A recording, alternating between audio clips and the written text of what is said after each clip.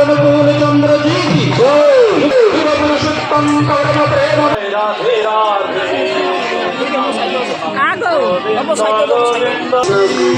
জয় গুরু জয় গুরু জয়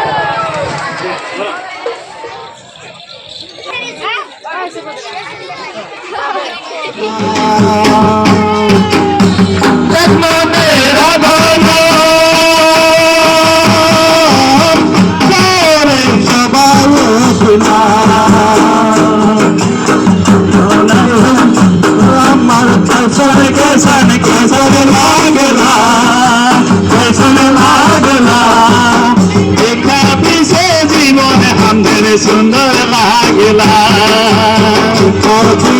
जीवन हमदर कैसन कैसन कैसन लागला कैसन लागला देखा से जीवन हमदर सुंदर लागला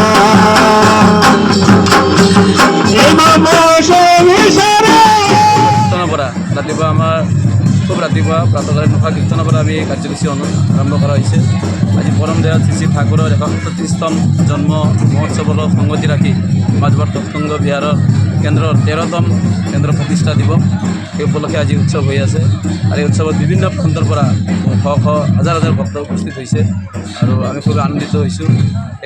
আজি এটা একমাত্ৰ উদ্দেশ্য হ'ল আজি জগতৰ বুকুত শান্তি স্বস্তি যিটো বিৰাজমান কৰা, সকলোৱে যাতে শান্তি থাকিব পাৰে, স্বস্তি থাকিব পাৰে, পৰম দয়ালক লৈ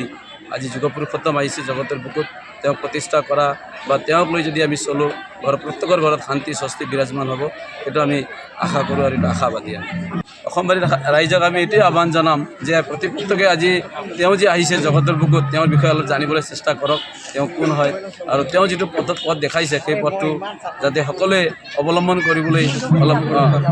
এটা সৎসংগ হ'লে এটা মানুহ গঢ়া কাৰখানা, যাতে কোনো মানে হিন্দু মুছলিম বুদ্ধিষ্ট খ্ৰীষ্টান বুলি নাই, এইটো হ'ল মেইন মেকিং ইণ্ডাষ্ট্ৰী বুলি কথা কয়, চট making industry, unfit to fit, fit to fitter, fitter to fittest, এই উদাহৰণে তেওঁ আজি পৰম জগতৰ ভিতৰত আহিছে। গতিকে তেওঁক আমি সকলোৱে মানে কোনো হিন্দু মুছলিম বুদ্ধিষ্ট খ্ৰীষ্টান বুলি কথা নাই, সকলোৱে আজি তেওঁৰ ওচৰত আহিব লাগে। দিৱস আজি ঠাকুৰৰ ১৩৬তম জন্ম মহোৎসৱত আমি সকলোৱে মিলি খুব ধুমধামেৰে এই আনন্দ মানে উপভোগ কৰিলোঁ, খুবেই ভাল লাগিলে। আৰু আগন্তুক দিনতো যাতে আমি এনেধৰণৰ প্ৰতিষ্ঠা উৎসৱ পাতি যাতে শান্তি স্বস্তি সকলো জেগাতে ঠাইতে যাতে শান্তি স্বস্তি বিৰাজমান, কাৰণ ঠাকুৰৰ ইচ্ছা এইটোৱেই যে আমি প্ৰত্যেকক পাৰিপাৰ্শ্বিকৰো যাতে আমি খা খবৰ ল'ব পাৰোঁ বা সকলোৰ লগত মিলা প্ৰীতিৰে পাৰিপাৰ্শ্বিক সমাজ ৰাষ্ট্ৰ সকলোৰ লগত যাতে আমি, আৰু সেইটো হৈছে আমাৰ একমাত্ৰ সৎসংগৰ প্লেটফৰ্ম। আৰু সেই মাধ্যমতে আমি সকলো জাতিয়ে বিভিন্ন জাতি জনগোষ্ঠী আমি একত্ৰিত হৈ আজি এই ঠাকুৰৰ গুণগান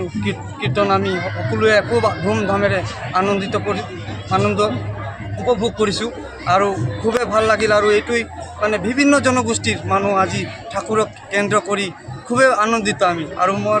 ক'বলগীয়া এইখিনি।